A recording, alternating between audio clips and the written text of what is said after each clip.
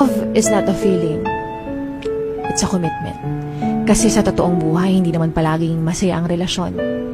Dadaan at dadaan ka sa maraming problema at tensyon.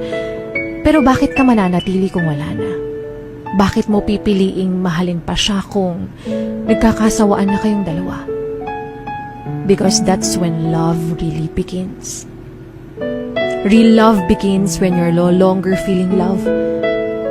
It's not always about the rush of excitement, the butterflies, or the easy moments. It's about choosing someone when life gets tough. Dahil real love begins when things get hard. When at your worst, when you're messy and broken, at itong taong pinili mo, ay kaya ka pa rin tanggapin kahit anong mangyari. Real love begins kapag nagawa mong ipakita yung bad attitude and character mo sa kanya pero tanggap ka pa rin niya.